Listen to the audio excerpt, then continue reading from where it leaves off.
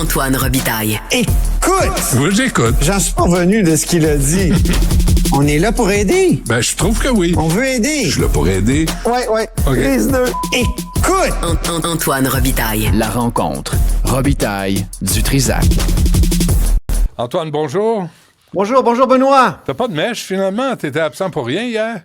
Ouais, absent pour rien. Ah ouais, OK, c'est correct, parfait. Un peu de ski de fond, quand même. Ah oui, hein? Ça te fait du bien? Hey, le Ça te camp dit bien? Merci, c'est absolument extraordinaire. Parfait. C'est Oui. important, c'est important. Mais je peux t'en parler plus longuement, plus en non, détail. je non, je sais que t'as envie. Non, c'est beau, j'ai dit c'est important. Tu brûles d'entendre parler de ski de fond. Oui, tellement, oui. Fais-moi plaisir, mais on va parler, on va travailler à la place. Il y a Donald Trump qui réplique à Doug Ford sur tarif contre tarif, contre tarif, ça dégénère. Hey, l'escalade, la spirale, tu sais, trouve, je sais pas quelle image, là, mais on est là-dedans à fond. Et je me demande, tu sais, on pense qu'on peut pas gagner une guerre tarifaire contre les États-Unis, mais Doug Ford, il fait le pari que oui, il faut faire ça. Et la réponse, donc il a imposé 25% de droits de douane sur l'électricité. Et la réponse de Donald Trump, c'est venu assez rapidement, là. Il dit, ben, si c'est comme ça, d'accord, on est rendu à 50% de tarifs qu'on va ajouter de droits de douane supplémentaires sur tout l'acier et l'aluminium entrant aux États-Unis en provenance du Canada. Ah oui, ben payez-le maintenant. Et autrement dit, il vise l'Ontario, mais il tue le Québec. c'est visa le noir, tu as le blanc, là. C'est un peu ça, là, parce que c'est au Québec que ça va faire mal, surtout pour ce qui est de l'aluminium. L'acier aussi, en fait, la Côte-Nord aussi produit de l'acier, et mais le reste du Canada aussi. Et là, tu sais. Est-ce que j'ai une question pour toi, Antoine? Est-ce Oui, que vas-y. l'absence de François Legault fait que tout se décide au-dessus de nos têtes au Québec?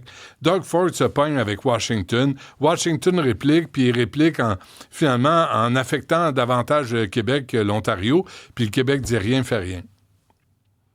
C'est ça, François Legault est un peu éteint là, dans ce débat-là. Il a essayé de montrer un François Legault plus combatif hier devant les militants de Terrebonne. Je sais pas si tu l'as vu. Il a dit on va faire mal à Donald Trump, aux Américains. Lui, il disait ben tout est sur la table. Il continue à répéter ça comme un mantra. Puis il faut viser surtout les choses, les éléments ou les matières qui sont essentielles aux États-Unis puis qui peuvent pas se procurer ailleurs. Donc l'aluminium, ça, effectivement, il dit, nous-mêmes, on pourrait mettre un tarif à l'exportation dessus, mais là, Trump vient de mettre, il dit qu'il annonce qu'il va mettre un 50%.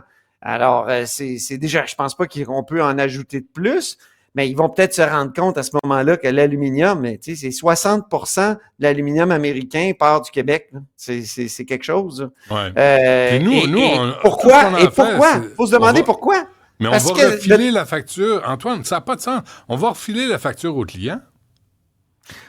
Oui, effectivement. Puis si c'était d'autres types de denrées ou de matières, mais là, l'aluminium, c'est ça, les Américains en ont vraiment besoin. Donc, c'est ça qu'il dit, François Legault, ce qu'il faudrait viser là. Mais là, il vient de couper l'herbe sur le pied d'une certaine façon, Trump, en ajoutant tout de suite des tarifs.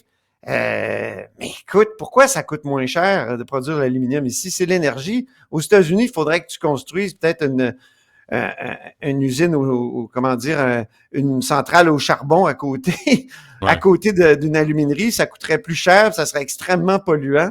Donc, tu sais, pourquoi on produit l'aluminium ici? C'est la vision de Robert Bourassa 2.0 qui a dit maintenant qu'on a les barrages, là, on va faire comme des vallées de l'aluminium. Bernard Landry a fait ça aussi.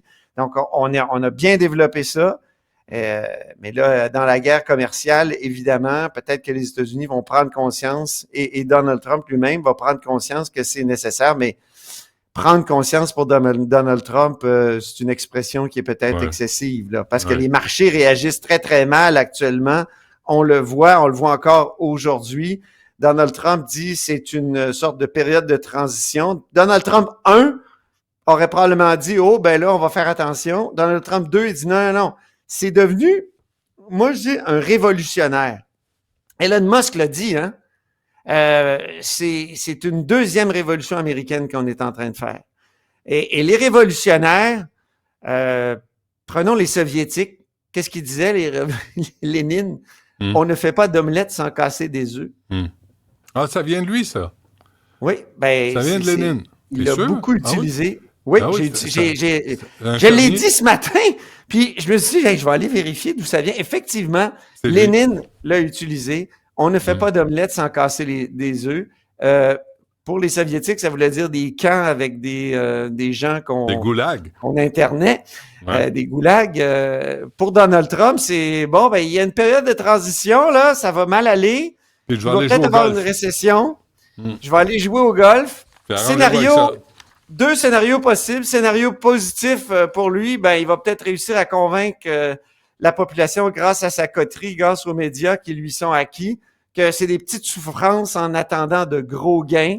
Gros gains étant, hey, on va mettre la main sur le Panama, le Groenland, on va réindustrialiser les États-Unis, là, tu sais, Honda qui s'installe en Indiana plutôt qu'au Mexique. Scénario négatif pour lui, ben là, l'économie irait tellement mal qu'il y aurait une révolte dans les électeurs, au sein des électeurs mous de Trump, et plusieurs déchanteraient et songeraient à le congédier. Moi, je dirais que ça pourrait arriver dans 2 ans. Mais il y a une réunion importante cet après-midi avec des CEO, là, des PDG de grandes entreprises américaines et Donald Trump. Ce serait bien intéressant d'écouter ce qui va se passer là. Ouais, hein? Mais c'est sûr que Trump, il mine les contre-pouvoirs aux États-Unis. Un exemple très intéressant que j'ai lu dans le New York Times en fin de semaine, les grandes firmes d'avocats. Les grandes firmes d'avocats qui s'occupaient de contester les décisions de l'exécutif. Perkins Coie, Covington and Burling. Ben, Trump a pris des mesures très dures contre ces bureaux d'avocats-là, des représailles, décrets présidentiels visant à sanctionner ces cabinets d'avocats-là. Donc, encore une fois, un contre-pouvoir qui est miné. Alors, peut-être que le révolutionnaire Trump va réussir, comme ça, dans 2 ans, à dire, on a des gros gains. C'est pas grave si vos œufs coûtent cher, là. Ouais, mais l'électricité va coûter cher. L'électricité va coûter cher. Il va avoir toutes sortes de bordel, mais il va tellement spinner ses avantages avec les gens qui lui sont favorables. Tu sais, on dit souvent que le Parti républicain, c'est devenu une sorte de secte. Quand je les écoute parler, moi, c'est ça que je trouve. T'as toujours un gars planté à côté de Trump qui dit « Quelle décision formidable, M. Trump! » C'est rendu quasiment comme à tous côté les partis font ça. Tous les élus font ça. Mark Carney avait ça. Tu sais, Mark Carney a fait... Il dit, je manque de temps pour faire l'éloge de tous les accomplissements de Justin Trudeau. Calvaire, il n'y avait pas 40 secondes à faire. T'as pas des casquettes comme Marjorie Taylor Greene l'autre jour.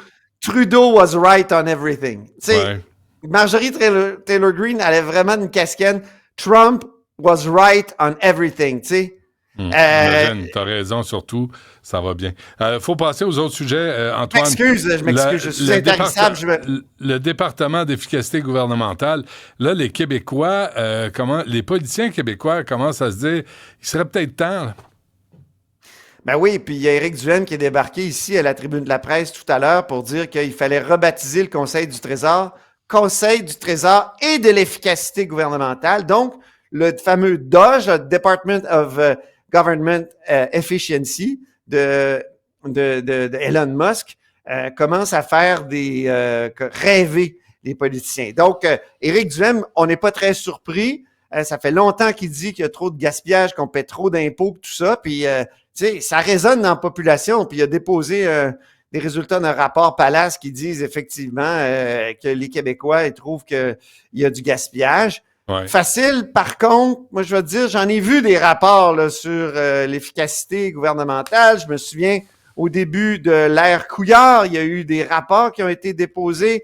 Il y a Joseph Facal, il y a 20 ans, qui avait déposé un rapport sur la remise en question du fameux modèle québécois qui coûtait très cher, puis on n'avait pas toujours les services attendus. Il faut dire que ça s'est pas beaucoup amélioré malgré des années Charest où on devait faire une réingénierie de l'État. Hein? Je veux dire, ça fait longtemps. Même Bourassa 2, c'était quoi? Et il fallait gérer le Québec comme une entreprise. Puis il y avait Paul Gobeil là-dedans qui disait qu'il avait déposé un rapport pour être plus efficace. Donc, facile à dire, facile à penser aussi qu'il y a de la fraude et de l'excès. Toujours difficile à couper, ça, c'est sûr. Non, mais si tu fais partie de la machine, si t'es les amis des amis, c'est sûr que tu vas rien trouver. Mais si tu viens de l'extérieur, c'est là où Trump compte des points. Elon Musk, on peut détester à fond, là. J'en fais partie. Arrive de nulle part, tu sais, puis lui, il dit, moi, il se présente comme si c'était quelqu'un qui a rien à gagner, rien à perdre, il décide de rendre le gouvernement plus efficace.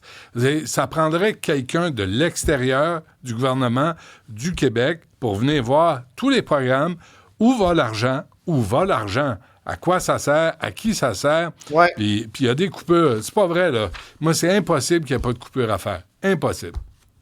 Ben, il y a Pablo Rodriguez, imagine-toi donc, candidat à la direction du Parti libéral, qui lui aussi semble inspiré par le Dodge. Ça n'a pas été à Ottawa, en tout cas.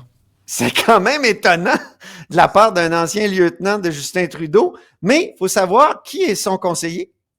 Martin Coiteux.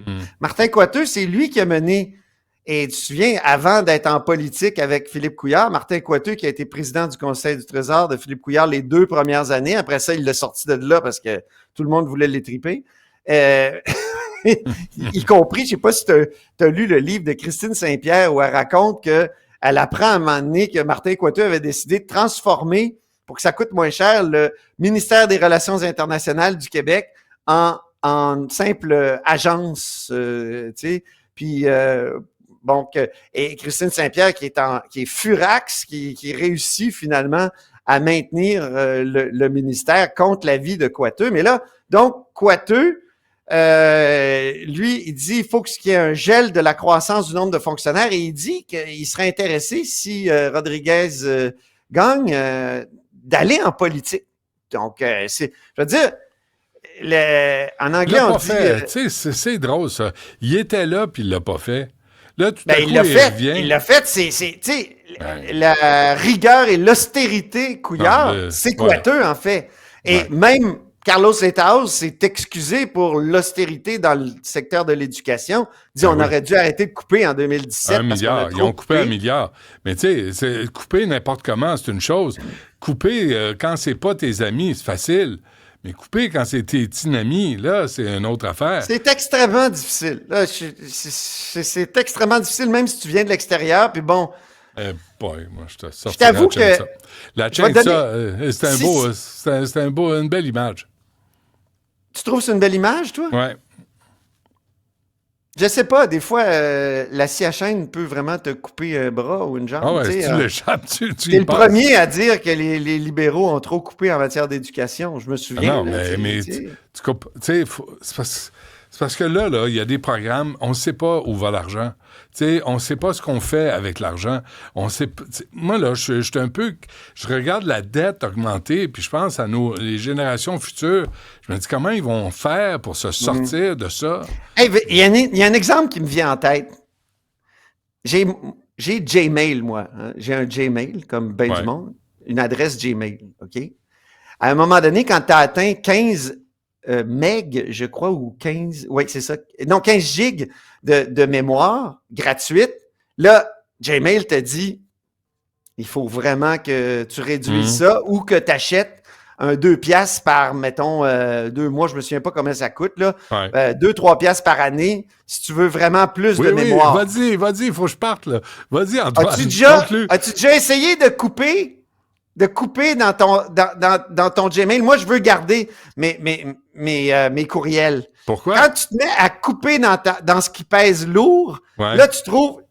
Là, il faudrait que tu coupes toutes sortes de petites choses, mais à un moment donné, tu te dis, ah non, je vais couper toutes les photos. Je vais couper toutes les... Et c'est comme ça, je pense, qu'on a du mal à couper. Et là, je reviens à l'État, à couper des dépenses. C'est qu'il faudrait qu'on prenne le temps vraiment de couper toutes les petites dépenses. Ben, sinon, l'autre manière, c'est manière Musk, c'est de dire on coupe tout. Mais Après ça, on reconstruit. C'est quoi? Moi, quand j'ai déménagé il y a 1 an et demi, là, j'ai pris comme 12 sacs Costco, j'ai rempli ça de livres, je suis allé donner ça, je suis allé les donner. Puis à un moment donné, tu t'en es débarrassé. Sur le coup, ça me faisait mal au cœur, mais là, je vis très bien sans tout ça. J'en ai pas besoin. Ouais, mais des fois, tu te dis, ben, j'aurais besoin. Hey, je m'en vais en bibliothèque. chronique avec du Trisac, puis j'ai une idée. Il faudrait que je cite Bibliothèque. un livre. Il est où? Bibliothèque municipale. Il est chez ou- Costco. Ou Il est Internet. chez... Ouais. Ouais. Ouais, ben, c'est ça. OK, 15 secondes là, sur le débat en anglais. Ben, j'ai reçu une lettre, moi, la semaine passée, de Charles Milliard à la direction du Parti libéral qui disait, ça n'a pas de bon sens. On a 6 débats au Parti libéral pour la chefferie. Ouais. Puis à Montréal, le seul débat qui a lieu en anglais. Bravo. C'est À notre John bon- Abbott. Ben, Alors c'est là, le il Liberal demande un Party. 7e débat à Montréal, symbolique pour que ça se passe en français. Symbolique, Là, j'ai fait imagine. le tour des autres. Ouais. Pablo Rodriguez, lui, il dit, ben non, il dit ça, c'est juste de la chicane interne, il faut pas amener ça sur Tiens, le notre public. bon dans le public. fédéraliste qui revient à la Puis, surface. Marc Oui. Bélanger, il dit, s'il y a un 7e débat, je vais le faire, mais pour l'instant, mais par je principe. suis pas prêt à le réclamer. Parfait. Merci, Antoine. À demain.